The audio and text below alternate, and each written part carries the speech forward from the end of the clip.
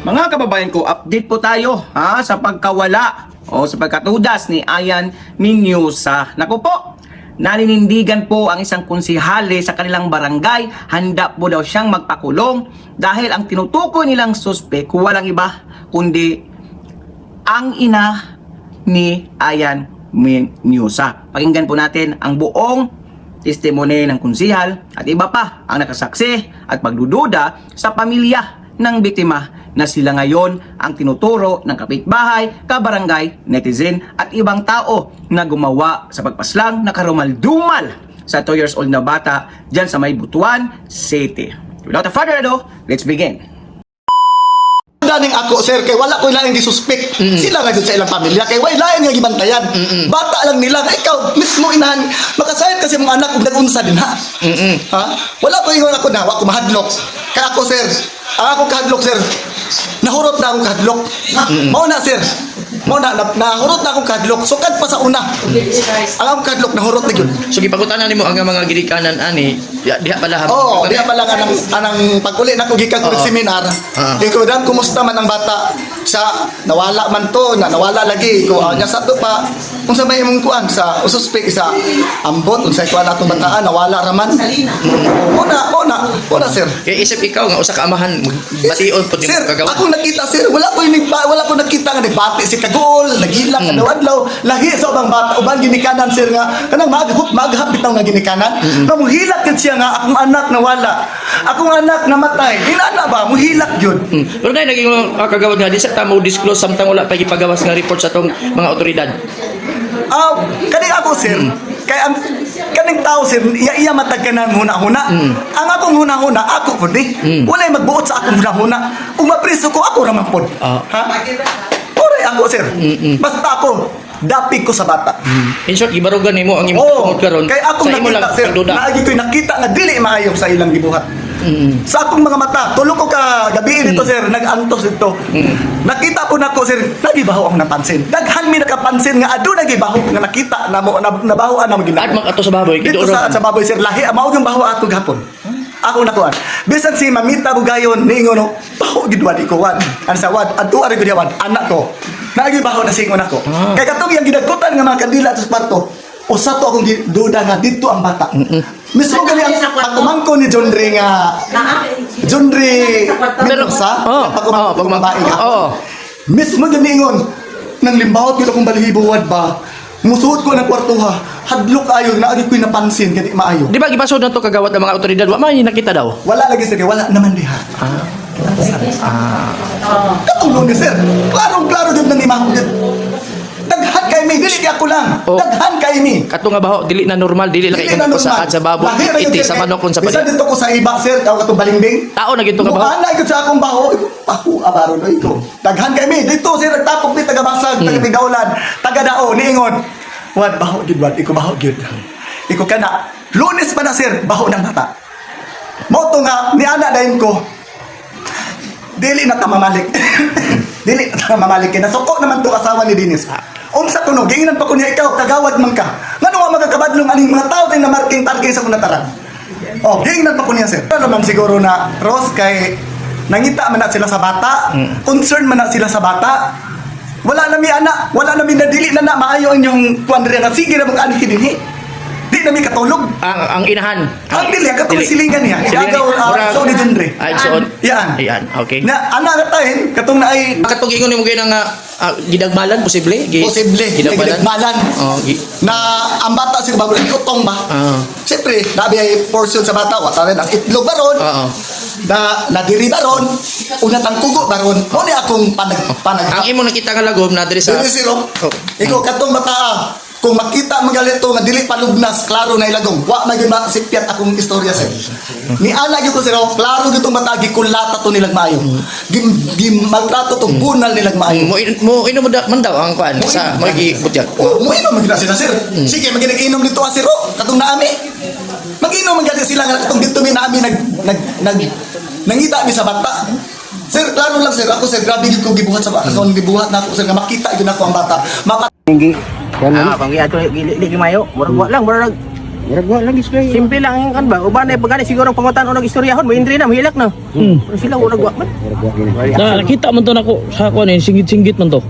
Dito karon man. Wa mingaw kay dito. Aman ito, yung mga kaprintihan ang abot. Ang hilak pa tong murag Ato mga parente. parente ug tong anak man to niya no. Anak niya, Yung dalaga. nga babae kila magkuha. Pero ang ginikanan, Wala.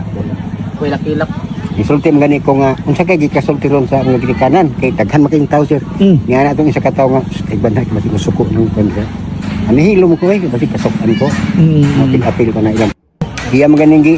Ah, pang ato gili mayo, murag wa lang. O kaya, gi-interview siya sa taga lain nga media ug ang pulis. Ug niingon sila nga dili na mi mahatag og kanang kuan kanang pa-interview, dawat og interview tungod kay sila na kuno ang makasulbad sila problema. Oh. So nakaana po ko sa kong galingon ang mga tao di ay nga nagbangutan diha dapita sa ilang lugar nga nahibalaka sa bata. Murag kontra nila, murag kumbaga bagi na nasakit sila ba, murag nasuko sila. Nakita man ako nga aduna gyud nakita nako nga dili maayo. So, ayun nga mga kababayan ko, sa hindi po nakaintindi ng Bisaya, try po natin i-translate ha. Ayon po ng isang konsehali, sabi niya, handa po siyang magpakulong at hindi po magbabago ang kanyang opinion o testimony about po, o reaction niya about po sa pagkawala o pagkamatay ni Ian Menyosa. Sabi po niya, wala daw siyang nakitang indication na pag nawalan ka ng isang pamilya ay talagang iiyak ka, matataranta ka, malungkot ka. Hindi po daw yun nakikita niya sa mga magulang. At maliban doon, napansinan nila nung Lunes pa daw, sabi niya, may kakaiba na pong amoy doon sa kanilang kwarto ng pamilya ng biktima. Na doon po daw sa nilagyan ng kandila o kandal. Tapos nito, nagalit daw yung magulang kung bakit daw marami pong taong palagi nakapaligid. Siyempre, at sabi niya, siyempre, nakikirama yan, tumutulong yan sa paghahanap ng bata. At ito pa, ang sabi pa niya, kahit maraming tao daw doon sa lugar na iyon, ay umiinom pa rin po daw yung family ni Ian. Kasi nga po, nabansagan po yung lasinggira, yung pamilya, isa at higit sa lahat yung nanay. At ayon pa niya sa kwento niya ni konsehal, na patay na daw iyon bago pa nilagay doon sa pangalawang bundok where is 4 to 5 kilometers yung layo galing sa bahay ng biktima. At sabi pa ni konsehal, handa po siya daw magpakulong.